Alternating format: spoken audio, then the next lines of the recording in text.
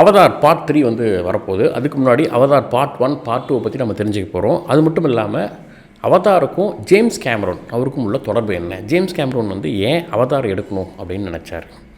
அவர் சின்ன வயசில் இருக்கும்போது ஒரு விஷயத்தை செஞ்சார். அதை கேட்கும்போது எனக்கு வந்து சார்லஸ் டார்வின் தான் எனக்கு ஞாபகத்துக்கு வரார். சார்லஸ் டார்வின் என்ன பண்ணுவார், காட்டுக்குள்ளே போயிட்டு நிறைய பூச்சிகளெல்லாம் எடுத்து தன்னோட பாக்கெட்டில் கையில் எடுத்துக்கு இன்னும் இடம் பத்தலான்னு கொஞ்சம் வாய்க்குள்ளெல்லாம் போட்டுக்கிட்டு வருவார். வீட்டுக்கு வந்து எல்லாத்தையும் போட்டு அதெல்லாம் ட்ராப் பண்ணுவார், என்ன மாதிரியான ஸ்பீஷியஸ்லாம் இருக்குது அப்படிங்கிறதுக்காக. அப்போ வாயில் பூச்செல்லாம் கடிச்சு வீங்கியிருக்கும் அவருக்கு. இதே மாதிரி கிட்டத்தட்ட 200 வருஷம் கழிச்சு ஜேம்ஸ் கேமரூனும் இதே மாதிரி பண்ணியிருக்கிறார். அவர் சின்ன வயசில் காட்டுக்குள்ளே சிறுவனாக இருக்கும்பொழுது போயிட்டு நிறைய பூச்சிகள், இந்த தவளைகள் இதெல்லாம் கொண்டாந்து வீட்டில் வச்சு மைக்ரோஸ்கோப் இருக்கும் அவர்கிட்ட, அதை வச்சு பார்ப்பார். ஒரு 100x ஒரு பூச்சியை பார்க்கும்போது அதோடைய தோற்றம் எப்படி இருக்கும், ஒரு எறும்பு கூட ஒரு பெரிய ராட்சச உருவத்தில் தெரியும். இதெல்லாம் தான் அவதாரில் நீங்கள் பார்க்கலாம். நிறைய வித்தியாசமான கிரியேச்சர்ஸ்லாம் அவர் சின்ன வயசில் அப்படி மைக்ரோஸ்கோப்பில் பார்த்த விஷயங்கள் தான் வந்திருக்கு.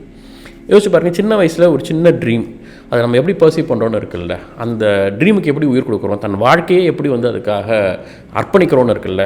அவதாருக்காக அவர் கிட்டத்தட்ட ஒரு 30 வருடங்கள் ஆச்சு, இன்னமும் அவதார் சீரிஸ் அவர் கண்டினியூ பண்ண போகிறாரு. அப்போ ஒரு சின்ன கனவு சிறு வயதில் போட்ட ஒரு விதை இன்றைக்கி அவர் வாழ்க்கையே வந்து அதுக்காக டெடிகேட் பண்ணியிருக்கிறாருன்னா அப்பேற்பட்ட ஒரு படம் தான் அவதார் அப்படிங்கிறது. இந்த வீடியோவில் இந்த அவதாருங்கிற எல்லாரும் சொல்கிற விஷயங்களை தாண்டி ஜேம்ஸ் கேமரூனோட லைஃபு, அவரோட வே ஆஃப் மேக்கிங், அவர் இந்த படத்துக்குள்ளே பண்ண விஷயங்கள் நிறையா வெளியில் பேசப்படாத, இந்த படத்துலேயே நேரடியாக சொல்லப்படாத விஷயங்களெல்லாம் பார்க்க போகிறோம். படத்துக்காக ஒரு எந்த எட்ஜ் வரைக்கும் போவார், அந்த எட்ஜில் நின்று ஒரு டெக்னாலஜி சேலஞ்ச் பண்ணுவார், அந்த டெக்னாலஜி இல்லைன்னா அவரை இன்வென்ட் பண்ணுவாருன்னு அவருடைய படங்கள். டைட்டானிக் அப்புறமே வர வேண்டிய ஒரு படம், ஒரு டெக்னாலஜிக்காக எவ்வளோ நாள் வெயிட் பண்ணி இந்த அவதார் வந்துச்சு. முதல் பார்ட் வந்து 2வது பார்ட் வரதுக்கு ஏன் 13 வருடங்கள் ஆச்சு, அப்போ அவர் இந்த டெக்னாலஜிக்காக என்ன பண்ணார் அப்படின்னு சொல்லி வழக்கமாக இங்கே வந்து என்ன பண்ணுவாங்க, ஒரு டெக்னாலஜி இவர் தான் இப்போ முதல்ல இந்தியா கொண்டு வந்தார் அப்படின்னு டெக்னீஷியன் சொல்லுவோம். ஆனால் இவர் அந்த டெக்னாலஜியே முதல்ல உருவாக்கினார் தன் படத்துக்காக அப்படின்னா எவ்வளோ ஒரு பேஷனட்டான ஒரு மனிதனாக இருக்கணும். ஸோ அப்படிப்பட்ட ஜேம்ஸ் கேமரூன் அவருடைய அவதார் படங்களை பற்றியும் அந்த படத்தில் பேசப்பட்ட அறிவியல், பாலிடிக்ஸ்னு நிறைய விஷயங்களை டீட்டெயிலாக இந்த வீடியோவில் பார்க்க போகிறோம். வணக்கம், நான் உங்கள் mister G K. Welcome to movie man.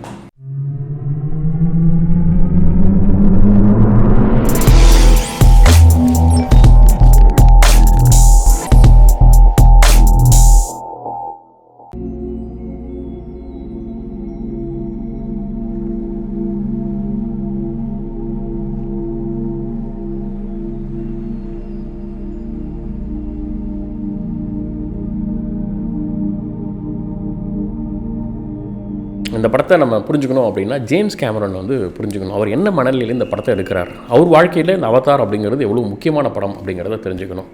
James Cameron இயல்பாகவே சின்ன வயசுலேருந்தே பார்த்திங்கன்னா ஒரு துருத்துருன்னு ஆர்வம் உள்ள ஒரு பையன். அந்த சிறுவன் வந்து காட்டுக்குள்ளே போகிறது, பூச்சிகளை பிடிக்கிறது, அதுவும் இரவு நேரத்தில் போகிறது பயப்படாமல், அங்கே இருக்கக்கூடிய இந்த லூமினஸ்ன்னு சொல்லுவாங்க இல்லையா, ஒரு மின்மினி பூச்சி, இந்த மாதிரி வந்து இருளில் ஒளியிடக்கூடிய பூச்சிகளை பார்க்குறது, நைட்டு வந்து வித்தியாசமாக கத்தும், அந்த மாதிரியான தவளைகள், பூச்சிகள் இதெல்லாம் பிடிச்சிட்டு வந்து மைக்ரோஸ்கோப்பில் பார்க்குறது, இந்த மாதிரியான ஆர்வம் கொண்ட ஒரு சிறுவன். அப்படிப்பட்ட இந்த ஜேம்ஸ் கேமரூன் அவர் லைஃப்பில் ஒரு எக்ஸ்பெடிஷனர்னே சொல்லலாம். அதாவது வழக்கமாக ஒரு மலைக்கு போகிறது, ட்ரெக் பண்ணுறது, அங்கங்கே ட்ராவல் பண்ணுறதை தாண்டி எக்ஸ்பெடிஷனர் அப்படின்னா என்ன அர்த்தம்னா ரொம்ப சேலஞ்சிங்கான ஒரு என்வரான்மெண்ட்டில் வந்து எக்ஸ்ப்ளோர் பண்ணுறது. அது வந்து மேபி ஒரு அட்வென்ச்சராக இருக்கலாம், இல்லை வந்து ஒரு ரிசர்ச் பர்பஸாக இருக்கலாம், இல்லை ஏதோ ஒரு காரணத்துக்காக ரொம்ப சேலஞ்சிங்கான ஒரு என்வரான்மெண்ட்டில் போயிட்டு ஒரு ஆழ்கடல், உலகிலேயே ஆழமான கடல்னு சொல்லக்கூடிய மரியானா ட்ரென்ச்சாக இருக்கட்டும், இல்லை ஒரு ரொம்ப அபாயகரமான ஒரு கேவாக இருக்கட்டும், இல்லை ஹிமாலயா, இந்த மாதிரியான இடங்களுக்கு போகிறவங்கள தான் எக்ஸ்பெடிஷனர் சொல்லுவாங்க. அந்த மாதிரி இவருக்கு வந்து கடலுக்குள்ளே போகிறது அப்படிங்கிறது ரொம்ப ஆர்வமான ஒரு ஒரு சி எக்ஸ்பெடிஷனர் அப்படின்னு சொல்லலாம். ஆழ்கடலில் போய் அதை பார்க்கணுன்றதுக்காக தான் கிட்டத்தட்ட டைட்டானிக் படத்தை எடுத்தாருன்னு சொல்லலாம். ஸோ அந்த அளவுக்கு ப்ரொடியூசரை கன்வின்ஸ் பண்ணி இந்த மாதிரி ஒரு படத்துக்காக நம்ம போய் ரிசர்ச் பண்ணோம், இன்றைக்கி அந்த டைட்டானிக் கப்பல் எப்படி இருக்குது, இதை வந்து நம்ம ஒரு 10 நிமிஷம் டாக்குமெண்ட்ரியாக முதல்ல போட்டுட்டு படத்துக்குள்ளே போகும்போது அது பெரிய யூஎஸ்பியாக இருக்கும் அப்படின்லாம் அந்த ஐடியாவை சொல்லி, அதுக்கான பாடம் அப்போ டெக்னாலஜி கிடையாது, ஒரு ஆழ்கடலுக்குள்ளே போகணுன்னா. அப்போ இவர் அது வந்து ஒர்க் பண்ணி பல வருடங்களாக ஒரு கோ இன்ஜினியரிங் பண்ணி என்ன மாதிரியான மெட்டல்ஸு எப்படி இருக்கும் இதெல்லாம் பண்ணிவிட்டு அவர் உள்ளே போகிறாருன்னா உடனே சக்ஸஸ் ஆகாது. நிறைய டைம் ஃபெயிலியர் ஆகும், உள்ளே போகும்போது கேமராஸ் வேலை செய்யாமல் போகும், நிறைய எலக்ட்ரிக்கல் இன்ஸ்ட்ருமெண்ட்ஸ் ஒர்க் ஆகாது. அந்த சேலஞ்செலாம் தாண்டி ஒரு கட்டத்தில் அவர் வந்து ஆழ்கடலுக்குள்ளே போகிறாரு, டைட்டானிக் இருந்த இடத்த போய் பார்க்குறாரு. அப்போ அவருக்குள்ளே 1000 கதைகள் ஓடும். இந்த இடத்துக்குள்ளே எப்படி இருந்திருப்பாங்க, ஒரு ஜோடி இருந்தால் அப்படி இருந்திருப்பாங்க, ஒரு லைஃப் எப்படி இருந்திருக்கும், இது எல்லாமே பார்த்து தான் அவருக்கு அந்த டைட்டானிக் கதையை வந்து இன்னும் மெருகேற்றுறாரு. அப்போ அது ஆழ்கடலுக்குள்ளே போகும்போது அந்த ஆழ்கடல் கிரியேச்சர்ஸ்லாம் எப்படி இருக்குது, ஒரு 400 டிகிரி செல்சியஸில் வந்து ஒரு ஹைட்ரோ தெர்மல் வெண்ட்லாம் இருக்குது. அப்போ நம்ம ஒரு அடுப்பில் ஒரு 100 டிகிரி செல்சியஸில் எப்படி கொதிக்குது, 400 டிகிரினா எப்படி இருக்கும். ஆனால் அங்கேயும் உயிர்கள்லாம் வாழுது. அப்போ அந்த உயிர்களுக்கு இருக்கக்கூடிய சிறப்பு தன்மை என்ன, எப்படி அதெல்லாம் அங்கே வாழுது, நான் பார்த்த சில வித்தியாசமான கிரியேச்சர்ஸ் இது வரைக்கும் சயின்ஸே டாக்குமெண்ட் பண்ணலை அப்படிங்கிறாரு. அமேசான் காடுகள்லையும் ஆழ்கடல்கள்லையும் இன்னும் டாக்குமெண்ட் பண்ணப்படாத 70-80% உயிரினங்கள் இன்னமும் இருக்குது. அதெல்லாம் தான் வந்து வே ஆஃப் வாட்டர் செகண்ட் பார்ட்டில் வந்து அவதாரில் அவர் இன்கார்பரேட் பண்ணியிருக்கிறார். சும்மா ஏதோ ஒரு உயிரினம் வித்தியாசமாக இருக்கணும்னு அப்படிலாம் வரையில. அவர் சின்ன வயசில் அவர் எப்படி பூச்சிகளை கொண்டாந்து அவருடைய பேக் சைடு நோட் பேப்பரில் வந்து கிளாஸில் உட்காந்து டூடில் பண்ணிட்டு இருப்பார். அந்த மாதிரி இந்த கிரியேச்சர்ஸ்லாம் அவர் பார்க்குறாரு, கொள்கிறாரு. இதெல்லாம் தான் வரைஞ்சி, இதெல்லாம் தான் அவருடைய அவதார் படத்துக்கான இன்ஸ்பிரேஷனாக இருக்குது. ஸோ அப்படி ஒரு எக்ஸ்பெடிஷனராக இந்த மாதிரி ஆழ்கடலில் அவருக்கு ரொம்ப தீராத காதல் உண்டு. உலகிலேயே மரியானா ட்ரென்ச் ஆழமான பகுதின்னு வாங்க, 11-12 கிலோமீட்டர் ஆழம் கடலுக்கு அடியில்.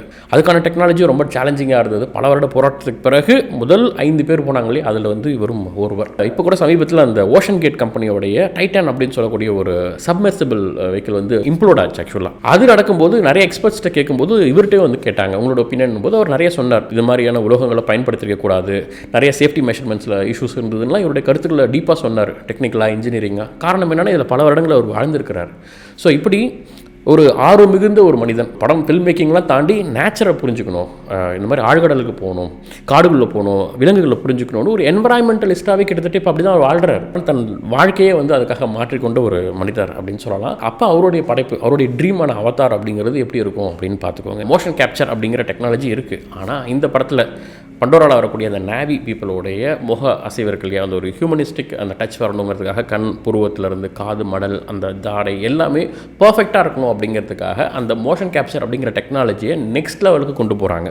அவங்க முகத்தில் வந்து இந்த டாட்லாம் வச்சு முன்னாடி கேமரா வச்சு நீங்கள் நிறைய இடத்துல பார்த்துருப்பீங்க. அதன் பிறகு அந்த அவதாரில் வந்த பிறகு அந்த மோஷன் கேப்சர் டெக்னாலஜி நிறைய படங்களில் வந்து பயன்படுத்தப்பட்டிருக்கு.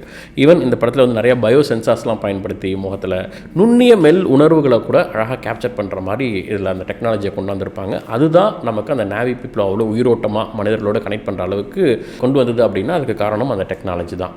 இது மட்டும் இல்லை, அடுத்ததாக வந்து ஸ்டீரியோஸ்கோப்பி அப்படின்னு சொல்லக்கூடிய ஒரு டெக்னாலஜி. அதாவது ஒரு பெரிய சென்சார் வேணும் அப்படின்னா நம்மளால் டெக்னிக்கலாக அவ்வளோ பெரிய கேமரா பண்ண முடியாது. அதுக்கு பதிலாக 2 கேமராவை அட்டாச் பண்ணி அதோடைய சென்சார்ஸ் அது கேப்சர் பண்ணும்போது இந்த 2 சென்சார்ஸோடைய அவுட்புட்டை ஸ்ட்ரிச் பண்ணுறது மூலமாக டிஜிட்டலாக நம்மளால் வந்து ஒரு பெரிய வைடு ஸ்பெக்ட்ரம் வந்து உருவாக்க முடியும். ஸோ இதுதான் அந்த ஸ்டீரியோஸ்கோப்பி அப்படின்னு சொல்லக்கூடிய இந்த மாதிரியான டெக்னாலஜி. இதெல்லாம் வந்து அதில் பயன்படுத்தியிருக்காங்க. இப்படி பயன்படுத்தப்பட்ட இந்த technology not only for making, இது ப்ரொஜெக்ட் பண்ணணும் தியேட்டரில் அப்படின்னா கூட அந்த ப்ரொஜெக்ஷனுக்குமே வந்து டெக்னாலஜி அப்கிரேட் பண்ணணும். ஈவன் நம்ம ஊரில் சின்ன சின்ன தியேட்டர்கள் வரைக்குமே அந்த அவதாரை ரிலீஸ் பண்ணும்போது அதுக்கான அந்த 3D ப்ரொஜெக்ஷன் அப்படிங்கிறதே வந்து பெரிய மாற்றத்தை அடைந்தது. ஒரு டெக்னாலஜிக்கலி அடுத்த லெவல் அப்படின்னு சொல்லலாம் பார்ட் 1க்கு.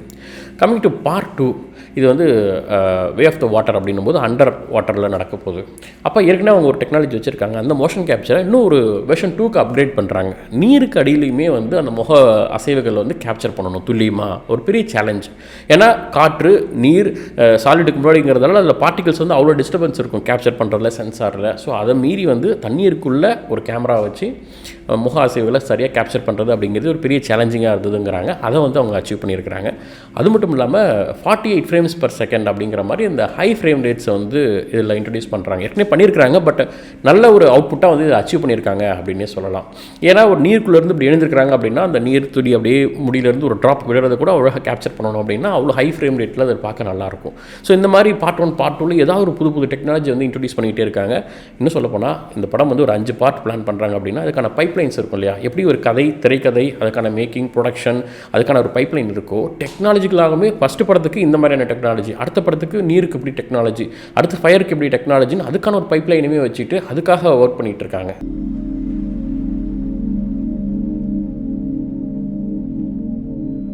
படத்தோட கதை அப்படிங்கிறது இன்ட்ரெஸ்டல் அளவுக்கு ரொம்ப காம்ப்ளெக்ஸ் கிடையாது, எளிமையான ஒரு கதை தான். கதை நடக்கிற ஆண்டுங்கிறது 2148 பூமியில். அப்போ உலகம் வந்து ஓவர் பாப்புலேஷன் ஆகிடுது. 20 பில்லியனுக்கும் அதிகமான மனிதர்கள். இன்றைக்கி 20 பில்லியன்னா 2-3 மடங்கு மக்கள் தொகை அதிகமாகிடுறாங்க. Air pollution அதிகமாகிடுது. காட்சிகள் மூலமாக நம்ம பார்க்கலாம், எல்லோரும் மாஸ்க் வச்சு ரோட்டில் போயிட்டுருப்பாங்க. ஒரு சாதாரண வெளிநாடு நம்ம காட்டும்போது காட்டுற பாப்புலேஷன் விட ரொம்ப நடக்க முடியாத அளவுக்கு கூட்டமாக மக்கள் இருக்கிறாங்க. இதெல்லாம் நம்ம விஷுவலாக அங்கங்கே நிறைய க்ளூஸ் கொடுக்குறாங்க. இந்த மாதிரி ஹீரோ ஜேக் சலி வந்து அப்பப்போ விளாக் பண்ணுவார். அந்த விளாக் மூலமாக எந்த கதை நடக்கக்கூடிய ஆண்டு நமக்கு காட்டப்படுது.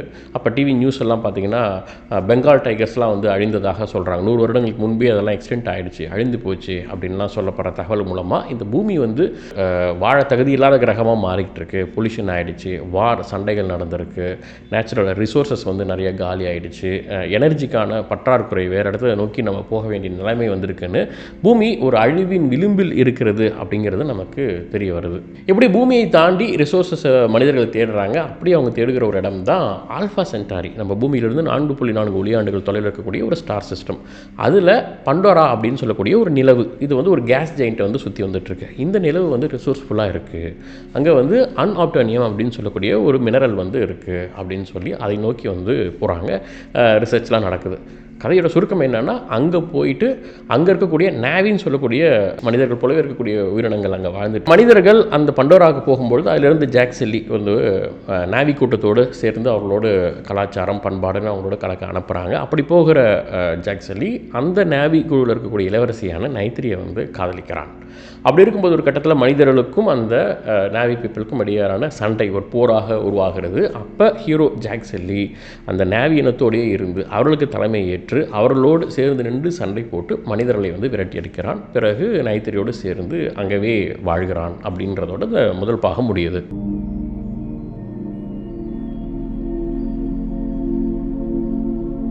22 வயது மதிக்கத்தக்க ஜேக் செல்லி வந்து ஒரு போரில் அவனுடைய இடுப்புக்கு கீழே வந்து செயல்படாமல் போயிடுது. வீல் சேரில் தான் இருக்காப்புல, ஃபிசிக்கலி சேலஞ்சு. ஸ்பைன் சர்ஜரி பண்ணணும் அப்படின்னா கூட பல மில்லியன் டாலர்கள் செலவாகும். அப்புறம் நார்மலான உலகத்தில் அது பண்ணிட முடியும். பட் ஒரு போர் சூழ்ந்திருக்கிறதால இராணுவத்திலேருந்து ஃபண்டு வரல, இன்ஃப்ளேஷன்ஸ்லாம் உலகத்தில் ரொம்ப அதிகமாக இருக்குது அப்படிங்கிற காலகட்டத்தில் அதெல்லாம் சாத்தியமில்லை அப்படிங்கிறதால அவன் வந்து வீல் சேர்லேயே அவனோட வாழ்க்கை தொடருது. அவனோட வீடுமே ஒரு பொட்டி மாதிரி இருக்குது.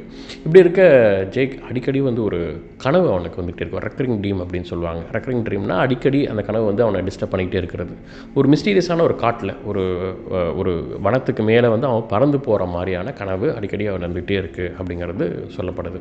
ஒரு பார் சீனில் ஒரு பெண்ணுக்கு ஒரு அநியாயம் நிகழும்போது கூட நார்மலாக இருக்கக்கூடிய பீப்புளெலாம் கூட சாதாரணமாக எது கண்டுக்காமல் இருக்கும்பொழுது ஃபிசிக்கலி சேலஞ்சாக இருக்கக்கூடிய ஜேக் அதை எதிர்த்து தட்டி கேட்டு யார் பிரச்சனை பண்ணாலும் அவனை வீழ்த்தவும் செய்வான். அப்படிப்பட்ட ஒரு அநியாயத்திற்கு எதிராக நிற்பவன், ஃபிசிக்கலி சேலஞ்சராக இருந்தாலும் தைரியமாக போய் தட்டி கேட்கக்கூடிய ஒருவன், அவன் ஏற்கனவே மிலிட்ரியில் இருந்தவன் அப்படிங்கிறதால அந்த தலைமை பண்பு இதெல்லாம் செய்யக்கூடிய ஒரு ஆள் தாங்கிறத முன்னாடியே நிறுவன மாதிரியான ஒரு காட்சிகளாக அது இருக்கும். இதன் மூலமாக நம்ம வந்து அடுத்தடுத்து பண்டோராவில் நடக்கக்கூடிய வார் வரை அதுக்கான கேப்பபிளான ஆள் அப்படின்னு நம்ம வந்து அவனை புரிஞ்சிக்க முடியும். ஐவா கடவுள் வந்து கனவுகள் மூலமாக தொடர்ந்து அவனை அழைப்பது போலவும், அது மட்டும் இல்லாமல் இந்த பாரில் அவனை அடித்து போடும்போது கீழே அந்த தண்ணியில் படுத்து கிடப்பான். அப்போ வந்து லைட்டோடைய ரிஃப்ளெக்ஷன்ஸ் அந்த தண்ணியில் இருக்கும். ப்ளூ, க்ரீன், பிங்க்குன்னு சொல்லிட்டு அந்த பண்டோரா வேர்ல்டுக்கான கலர்ஸ் இருக்கு இல்லையா, அதெல்லாம் தொடர்ந்து ரிஃப்ளெக்ட் ஆகும். இதை பார்க்கும்பொழுதே நமக்கு வந்து ஜேக் செல்லி அங்கே போகணும், அங்கே அழைக்கப்படுறான், அங்கே போயிடுவான் அப்படிங்கிறது தொடர்ந்து மெட்டஃபர் மூலமாக நமக்கு உணர்த்தப்படும். இப்படியே 2148 6 வருடங்கள் க்ரையோ ஸ்லீப் மூலமாக பண்டோராவை அடைகிறார் ஹீரோ.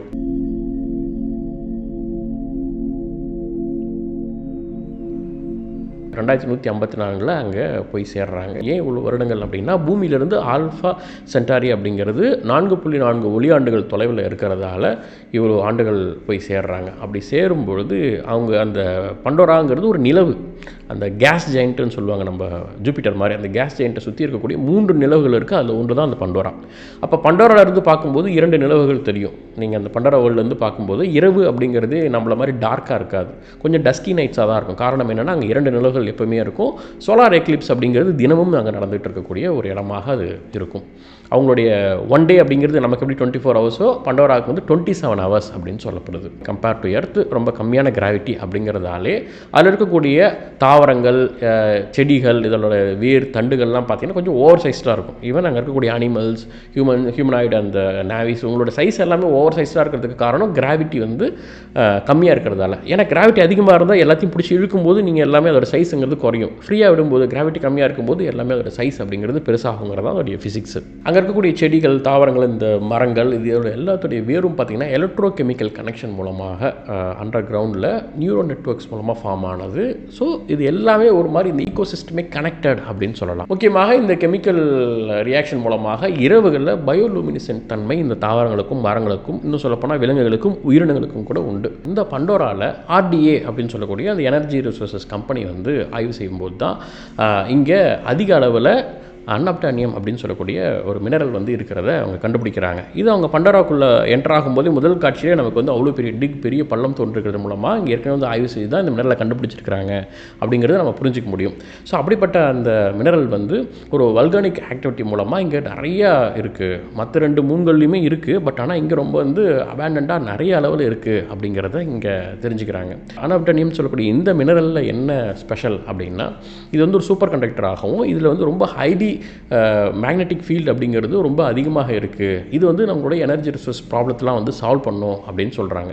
ஏன்னா பூமியில் வந்து ஆல்மோஸ்ட் எல்லா எனர்ஜியும் அங்கே காலியான காலகட்டத்தில் இதுக்கப்புறம் எனர்ஜி தேவைன்னும் போது இது வந்து அதை பூர்த்தி செய்யும் அப்படின்னு வந்து சொல்லப்படுறதால இதன் மீது ஒரு கண்ணாக தான் முதல்ல மனிதர்கள் இங்கே வராங்க. இப்போ மனிதர்கள் இந்த நேவிஸோடு வந்து சேர்ந்து பழக ஆரம்பிச்சிருக்காங்க. அவங்களும் அலோவ் பண்ணியிருக்கிறாங்க. அவர்களோடு சேர்ந்து அவர்களுடைய பண்பாடு, கலாச்சாரம் இதெல்லாம் புரிஞ்சுக்கிறதுக்காக சேர்ந்து வாழ்கிறாங்க ஆல்ரெடி மனிதர்கள். ஆனால் இதில் எங்கே கான்ஃப்ளிக்ட் வருது அப்படின்னா, இந்த மினரல் அன்அப்டானியம் மினரல் இருக்கு இல்லையா, இந்த மினரல் எங்கே அதிகமாக அபேண்டண்ட்டாக இருக்குது அப்படின்னா, அந்த நேவிஸோடைய புனித தலங்களாக சொல்லப்படக்கூடிய 3 மரங்கள் முக்கியமாக tree of voices, tree of souls, அப்புறம் முக்கியமாக ஒமட்டிக்காயா அப்படின்னு சொல்லக்கூடிய ஒரு மரம். இந்த மரம் பார்த்திங்கன்னா ஒரு 20,000 வருடங்கள் பழமையான மரம், ஒரு 300 அடி உயரம் கொண்டது. அதோட அடியில் தான் வந்து அவங்களுடைய ஆங்சஸ்ட்லாம் வந்து அவங்களுடைய மூதாதையர்கள் ஆங்சஸ்டர்ஸ் வந்து புதைக்கப்பட்டாங்க. இறந்தால் அங்கே தான் புதைக்கப்படுவாங்க.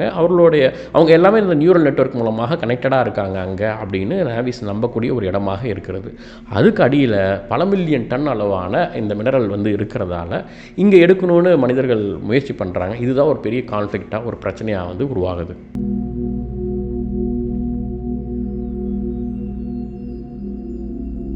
ஐவா பண்டோராவுடைய மதர் காடஸ் அப்படின்னு சொல்லலாம். பூமி தாய், பூமாதேவின்லாம் சொல்கிறோம் இல்லையா, அந்த மாதிரி பண்டோராவுடைய ஒரு கடவுள் அப்படின்னு சொல்லலாம். ஸோ இந்த ஐவா அப்படிங்கிறது என்னென்னா, அங்கே இருக்கக்கூடிய அந்த தாவரங்கள், செடி கொடிகள், உயிரினங்கள், நேவி உட்பட இந்த வைல்டு லைஃபையே வந்து கனெக்ட் பண்ணக்கூடிய ஒரு ஹார்மோனி பேலன்ஸ் அப்படின்னு சொல்லலாம். இதை சமநிலைப்படுத்துறது அவங்க தான். அங்கே இருக்கக்கூடிய நிறைய புனித தலங்களில் இந்த ஐவா அப்படிங்கிறது தான் ரொம்ப முக்கியமானது அப்படின்னு சொல்லலாம். அங்கே வந்து ஒரு ப்ராசஸ், அதாவது நேவிஸ் இறந்து போகிறாங்க அப்படின்னா அதை புதைக்கிறாங்க இல்லையா, அப்போ அவங்களுடைய மெமரிஸ், அவங்களுடைய கான்ஷியஸ் இதெல்லாம் வந்து அந்த பண்டோராவுடைய கோரில் கொண்டு போய் ஒரு டேட்டாபேஸாக, பயோ டேட்டாபேஸாக வந்து கலெக்ட் பண்ணக்கூடிய அந்த ப்ராசஸை வந்து அனிமஸ் அப்படின்னு சொல்லுவாங்க. இதெல்லாம் அங்கே தான் நிகழுது. இது வந்து ஐவா தான் கண்ட்ரோல் பண்ணுறாங்க. அதாவது ஒரு ரீஇன்கார்னேட் மாதிரி, ஒரு உயிர் இறந்து போனால் அதோடைய மெமரி அண்ட் கான்ஷியஸை திரும்ப இன்னொரு உயிருக்கு செலுத்த முடியும். ஒரு சைக்கிள் மாதிரி இறக்குறாங்க. அவங்களுடைய கான்ஷியஸ் இதெல்லாம் டேட்டாபேஸில் சேவ் ஆகி திரும்ப இன்னொரு இடத்துக்கு இன்னொரு உயிருக்கு அதை செலுத்தி அவங்களை உயிர் கொள்ள முடியும் அப்படிங்கிற மாதிரி. இன்னும் சொல்லப்போனால் அங்கே இருக்கக்கூடிய எல்லாமே இந்த ஐவா மூலமாக திரும்ப ரீக்ரியேட் பண்ணப்பட்டது தான் அப்படின்னு சொல்கிறாங்க. அப்படிப்பட்ட ஒரு தன்மை கொண்டது தான் இந்த ஐவா.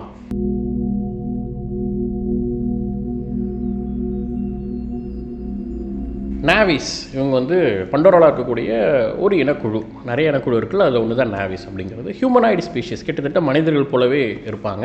ஆனால் மனிதர்களுக்கும் இவர்களுக்கும் என்ன வித்தியாசம்னா, மனிதர்களோட உயரமாக இருப்பாங்க. 9லிருந்து 12 அடி வரை உயரம் கொண்டவர்கள் ஆவரேஜாக அப்படின்னு சொல்லலாம்.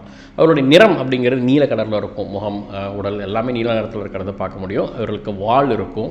அப்புறம் வந்து ஒரு தலைமுடியிலேருந்து ஒரு பின்னல் மாதிரி வந்து ஒரு பிங்க் கலரில் எண்டில் அது வந்து ஒரு நர்வ் சிஸ்டத்தோடைய ஒரு எக்ஸ்டென்ஷன் சொல்லலாம். இதன் மூலமாக வந்து இன்னொருத்தரோட கனெக்ட் பண்ண முடியும். விலங்குகளை வந்து அது கூட கனெக்ட் பண்ணி கண்ட்ரோல் பண்ண முடியும். அப்புறம் வந்து ஐவா கூட கனெக்ட் பண்ணுறதுக்குன்னு சொல்லி நிறைய இடத்துல அது வந்து பயன்படுத்தப்படும்.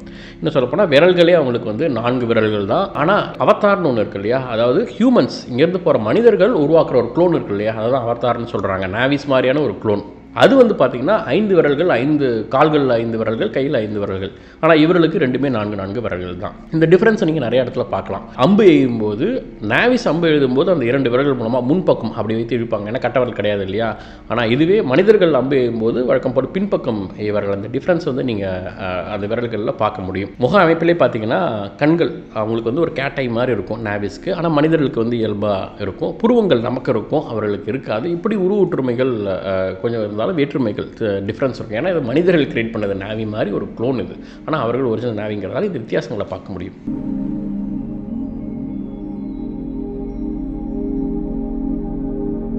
ஜேக் செல்லிக்கு அப்புறம் மிக முக்கியமான நபர் இந்த படத்தில் யார் அப்படின்னா கிரேஸ் அகஸ்டின் அப்படிங்கிறவங்க தான். இவங்க வந்து ஒரு பாட்டனிஸ்ட். ஆல்சோ இவங்க தான் அந்த அவதார் ப்ரோக்ராமையை லீட் பண்ணக்கூடியவர்கள். இவங்க வந்து ஆல்ரெடி அந்த நேவி மக்களோடு சேர்ந்து கலந்து வாழ்ந்துட்டு இருக்கவங்க. அவங்களுடைய கல்ச்சரை நல்லா புரிந்தவர்கள். அவங்களுடைய லாங்குவேஜை பேசக்கூடிய ஒரே ஆள் வந்து கிரேஸ் அகஸ்டின் தான். இவங்க சொன்னால் நேவிஸே வந்து கேட்கக்கூடிய அளவுக்கு அங்கே ஒரு நல்ல இணக்கமான சூழ்நிலை வந்து இவங்க ஏற்படுத்தியிருக்காங்க அப்படின்னு சொல்லலாம். இப்படிப்பட்ட இந்த கிரேஸ் எதுக்காக இங்கே வராங்க ஒரு பாட்டனிஸ்ட்டாக? அங்கே இருக்கக்கூடிய அந்த பயோலுமினிசன்ஸு, மரங்கள், செடிகள், தாவரங்கள், இதை பற்றிலாம் அங்கே எப்படி ஒரு நியூரான் நெட்வொர்க் மாதிரி கனெக்ட் ஆகிருக்குன்னு இதெல்லாம் ஆய்வு செய்கிறதுக்காக இவங்க அங்கே இருக்கிறாங்க. ஆனால் பாருங்கள், இவங்க மூலமாக தான் ஒரு பொலிட்டிக்ஸே நமக்கு அங்கே வந்து ஓப்பன் பண்ணப்படுது. இவங்க ஒரு சயின்டிஸ்ட்டாக ரிசர்ச் பண்ண வராங்க. ஆனால் இதை ஃபண்ட் பண்ணுறது இந்த ஆர்டிஏன்னு சொல்லக்கூடிய ஒரு கம்பெனி. இவங்களோட நோக்கம் என்னென்னா இதை புரிஞ்சுக்கணும், நேவிய மக்களை புரிஞ்சுக்கணும், அங்கே இருக்கக்கூடிய தாவரங்களை புரிஞ்சுக்கணும்னு வராங்க. ஆனால் அந்த ஆர்டிஏ கம்பெனியோடைய அந்த இதை ஃபண்ட் பண்ணக்கூடிய நிறுவனத்தோடைய நோக்கம் என்னென்னா அங்கே இருக்கக்கூடிய மினரல்ஸ் எடுக்கணும் அப்படிங்கிறது தான். அப்போ இங்கே தான் ஒரு கான்ஃப்ளிக்ட் உங்களுக்குள்ளே வருது. அங்கே இருக்கக்கூடிய ரிசோர்ஸ் எடுக்க ஒரு இனத்தையே அழிச்சாலும் பரவாயில்லங்கிற அளவுக்கு ஒரு பிஸ்னஸ் மைண்டாக யோசிக்கக்கூடிய நிறுவனம் அது. ஸோ அப்போ அதில் வேலை பார்க்கக்கூடிய அதற்காக வந்த கிரேஸ் அகஸ்டின் மூலமாக இது இரண்டுக்கும் உள்ள கான்ஃப்ளிக்ட், இந்த அரசியல், இதெல்லாம் வந்து பேசப்படுது.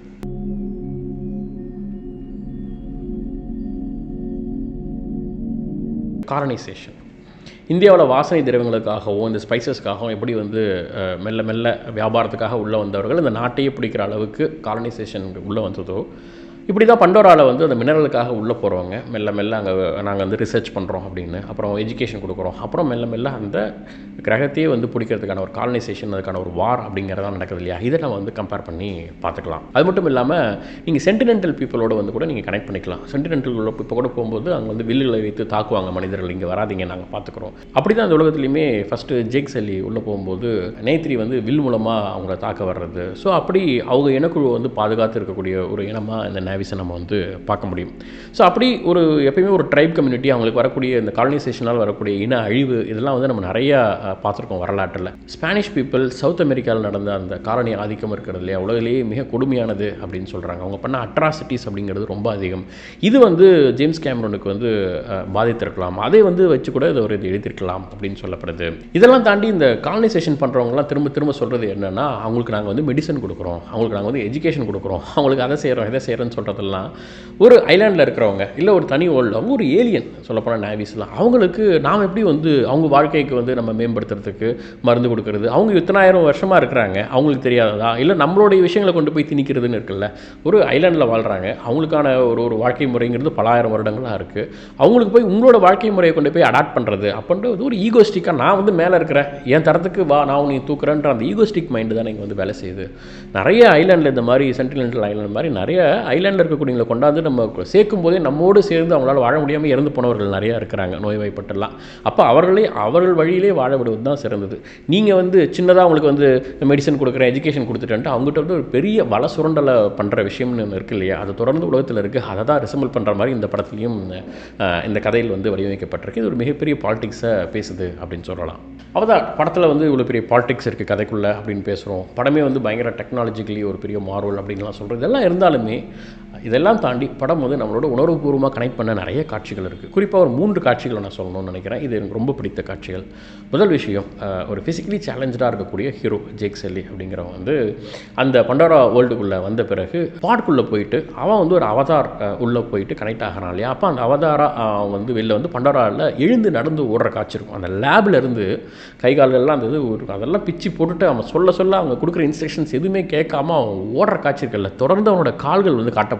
புல் தரைகளில் மண்ணில் அதெல்லாம் பட்டு அவன் ஓட அவனுடைய கான்ஷியஸே வந்து அவன் பண்டோராலாக இருக்கும் பறக்கும். அதெல்லாம் தாண்டி முதல்ல தன் கால் வந்துருச்சு, எனக்கு கால் வந்துருச்சுங்கிற உணர்வு அவனுக்கு கொடுக்குற அந்த விஷயம் இருக்கு இல்லையா, அதை காட்டப்பட்ட விதம், அந்த காட்சி அப்படிங்கிறது பிறந்ததுலேருந்தே கால் இல்லைன்னா அது வேறு. ஆனால் ஒரு மிலிட்ரியாக ஒரு சோல்ஜராக இருந்தவன் காலில் எழுந்து ரொம்ப நாள் வந்து இதுக்கப்புறம் நடக்க மாட்டோம்னு நினச்சிட்டு இருந்த ஒருவனுக்கு கால் கிடைத்து அதுக்கப்புறம் அவன் நடக்கிறான் ஓடுறான் போது கிடைக்கிற அந்த உணர்வை வந்து காட்சிப்படுத்தப்பட்ட விதம் அப்படிங்கிறது வந்து ரொம்ப அருமையாக இருக்கும்.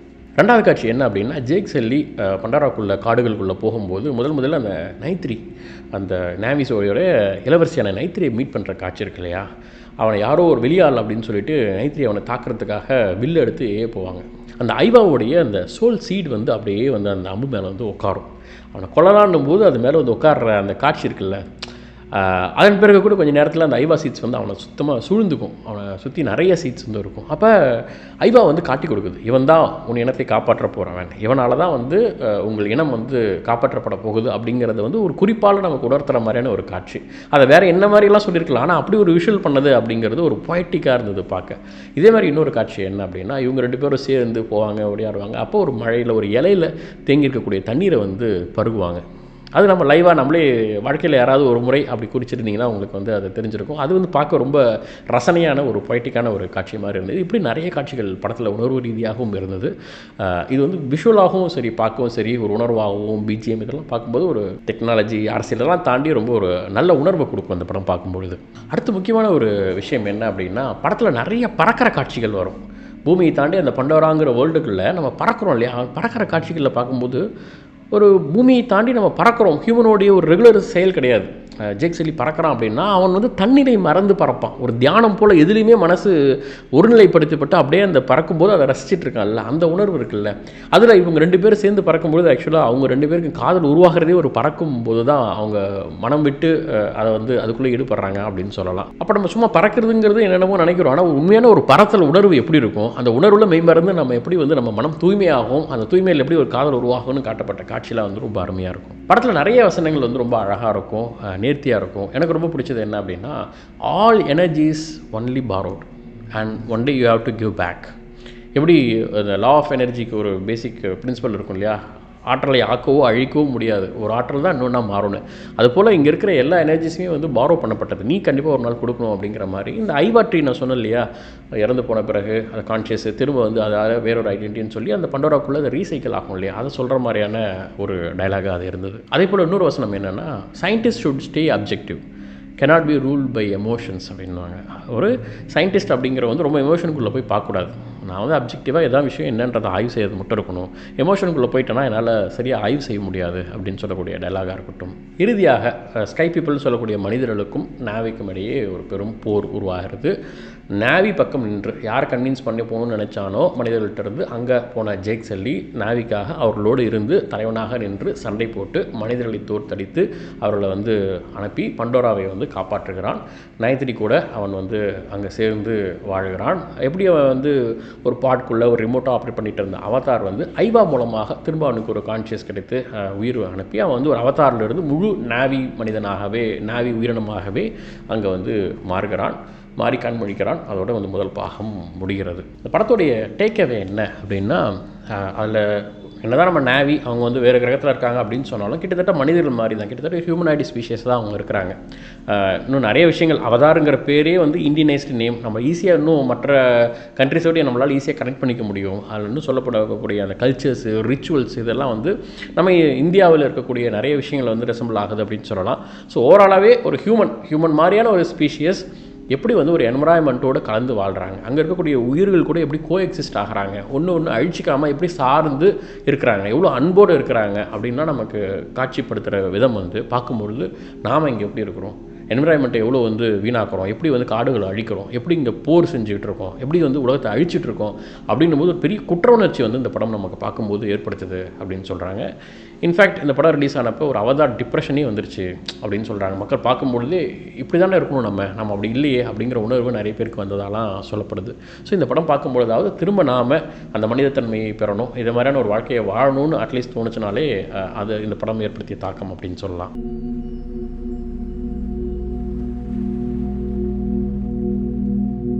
Avatar part 2 the way of water டைட்டிலுக்கு ஏற்ற மாதிரி நீரில் நடக்கக்கூடிய ஒரு கதையாக இது இருக்கிறது. எப்படி முதல் பாகம் காடோ, இது வந்து நீர் சார்ந்த கதையாக இருக்க போகிறது. டெக்னிக்கலாக நம்ம ஏற்கனவே பார்த்த மாதிரி இதில் 48 ஃப்ரேம்ஸ் பர் செகண்ட் அப்படிங்கிற மாதிரியும் நீருக்கடியில் கேப்சர் பண்ணும்போது அந்த மோஷன் கேப்சரிங்கான அட்வான்ஸ்மெண்ட் அப்படின்னு சொல்லி நிறைய டெக்னாலஜிக்கலாக புது விஷயங்கள் உள்ளே கொண்டு வந்திருக்காங்க. இதை பற்றி நம்ம நிறையா பார்த்துட்டோம். படத்துடைய கதை அப்படின்னு பார்த்தோம்னா இந்த கதைக்களம் எப்படி இருக்க போகுது, முதல் பாகம் மாதிரியே இதுலேயுமே வந்து மனிதர்கள் வந்து பண்டோராக்குள்ளே வராங்க, அதே மாதிரியான காலனைசேஷன், அதே மாதிரியான வார், என்வரான்மெண்டல் இஷ்யூ, இது எல்லாமே இருக்க போகுது. ஆனால் கடல் சார்ந்து இருக்க போகுது. சி அப்படின்னும் பொழுது கடல் விலங்குகளுக்கு இன்றைக்கும் நம்ம பூமியில் கடல் சார் பிரச்சனைகள் நிறையா இருக்குது இல்லையா?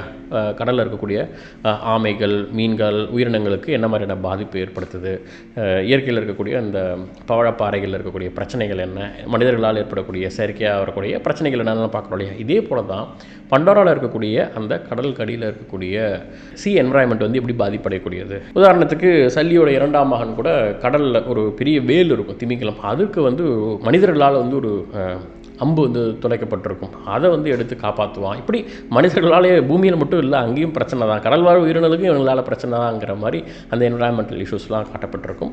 அதை தாண்டி படத்தில் வந்து பேரண்டிங் அப்படிங்கிறது ரொம்ப பிரதானமான ஒரு விஷயமா இருக்கும். அது வந்து 3 வகையான பேரண்டிங் இருக்குது. அதெல்லாம் என்னென்னு நம்ம பார்க்கலாம்.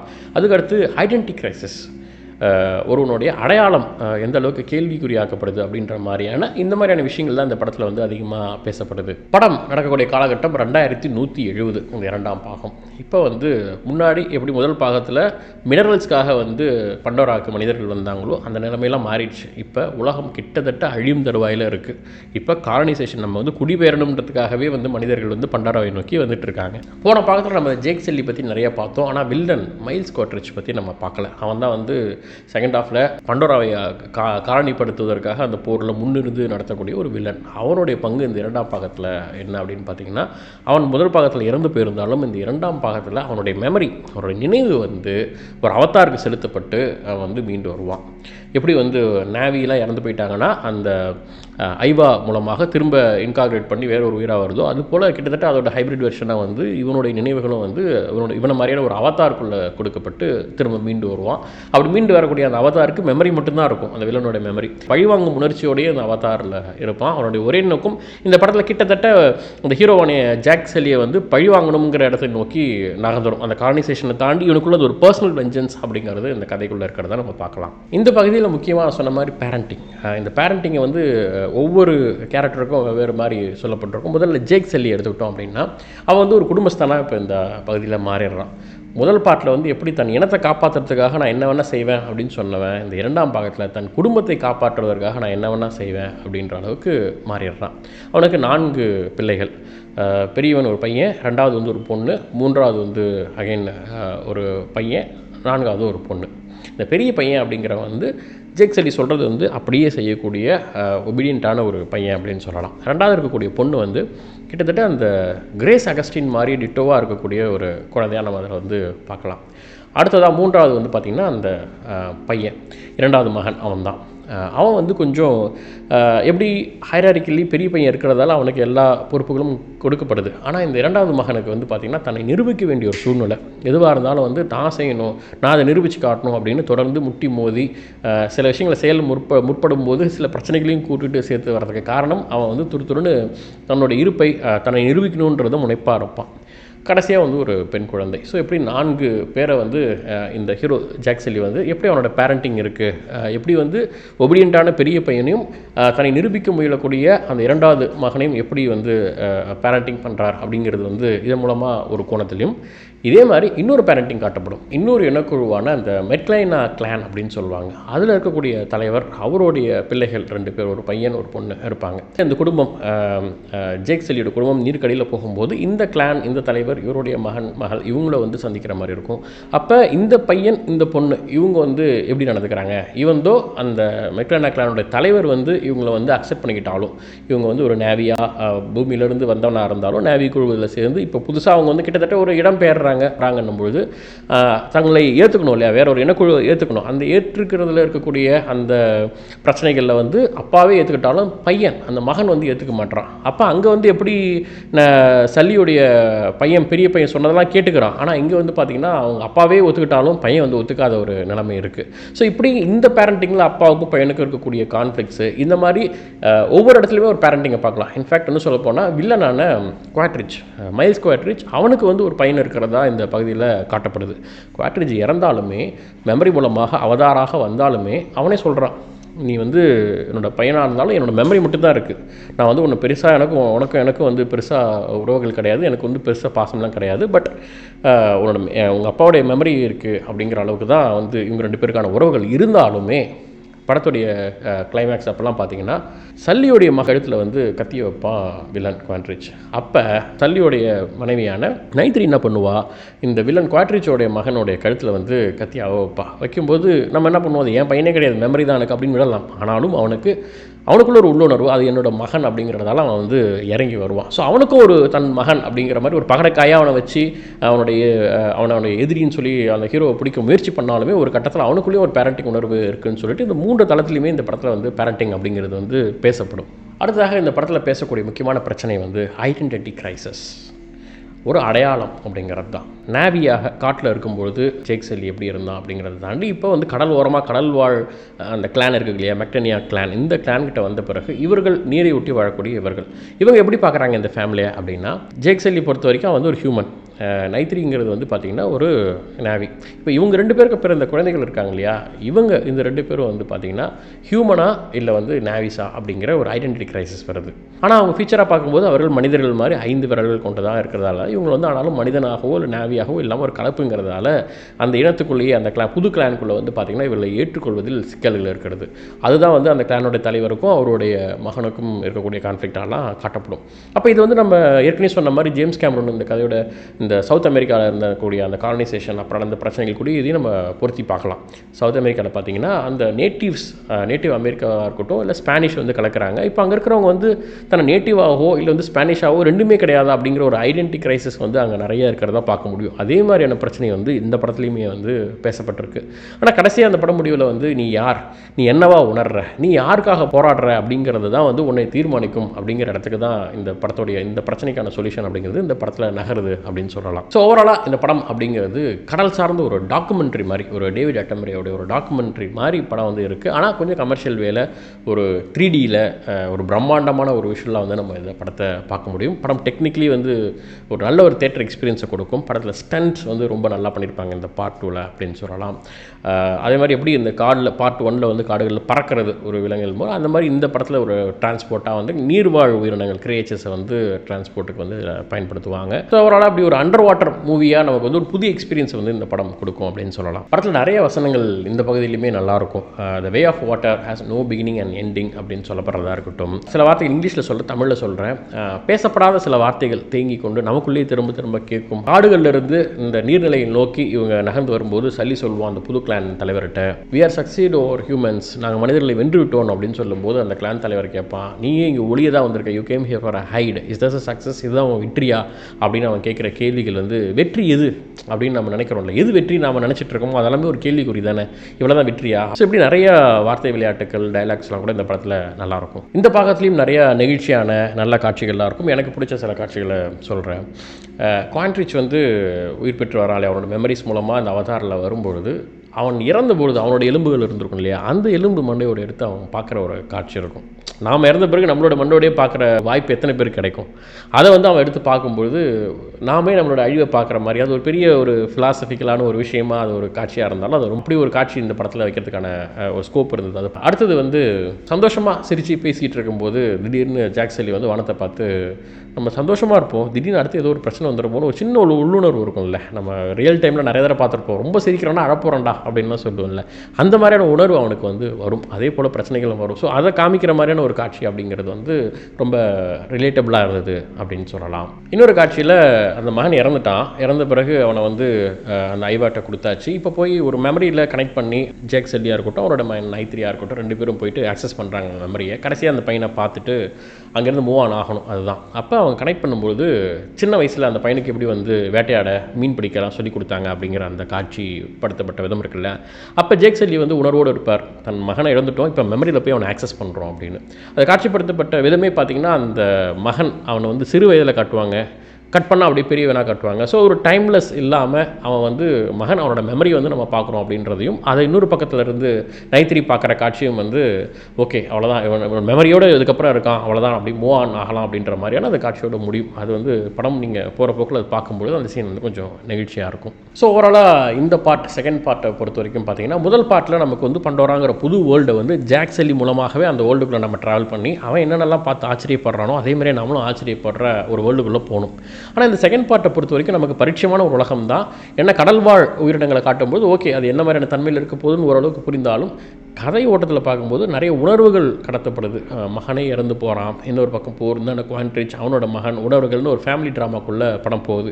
அதில் எப்படி முதல் பார்ட்டில் ஜாக் செல்லி மூலமாகவே நம்ம ஒட்டுமொத்த கதையும் நகருது. ஆனால் இந்த படத்தில் வெவ்வேறு தளங்களில் ஜாக் செல்லி ஒரு பக்கம், குவான்ட்ரிச் ஒரு பக்கம், அது இன்னொரு கிளான் ஒரு பக்கம்னு நிறைய இருக்கிறதால நம்மளால் வந்து ஃபாலோ பண்ண முடியலையே தவிர ஒரு நல்ல உணர்வை கொடுக்கக்கூடிய ஒரு படமாகத்தான் இது இருக்குது அப்படின்னு சொல்லலாம். மூன்றாவது பார்ட்டான ஃபயர் அண்ட் ஹேஷ் அப்படின்னும் போது இந்த பகுதியில் நம்ம ட்ரெய்லர் பார்க்கும்போது இவங்களுக்கு புது வகையான சேலஞ்சஸ் வருது, புது கிளான்ஸு, புது கிரியேச்சர்ஸ்னு நிறைய விஷயங்கள் இருக்குது. நாளை அந்த படம் ரிலீஸ் ஆனோடனே அதை பார்த்துட்டு நம்மளோட ரிவ்யூ என்னங்கிறத நம்ம அடுத்த டீட்டெயிலாக பார்க்கலாம். ஹோப் இப்போ உங்களுக்கு வந்து ஒரு அவதார் படம் பார்க்குறதுக்கு முன்னாடி ஒரு ப்ரஷ்அப்பாக இந்த ஃபஸ்ட்டு அண்ட் செகண்ட் பார்ட்டை பற்றியும் அதுக்கு பின்னாடி சொல்லப்படாத நிறைய தகவல்கள் படத்தில் வெவ்வேறு கோணத்தில் சில விஷயங்களை பார்த்துருப்போம், அதெல்லாம் வந்து உங்களுக்கு ஒரு மெமரி கொடுத்துருக்கோம் அப்படின்னு நான் நம்புகிறோம். ஸோ அடுத்த வீடியோ அவதார் பார்ட் 3 ரிவ்யூவில் மீட் பண்ணலாம். இன்னும் நிறைய சுவாரஸ்யமான விஷயங்கள் தெரிஞ்சுக்க வேண்டியது இருக்குது. தொடர்ந்து இணைந்திருங்கள் மிஸ்டர் ஜிகே மூவி மேனுடன்.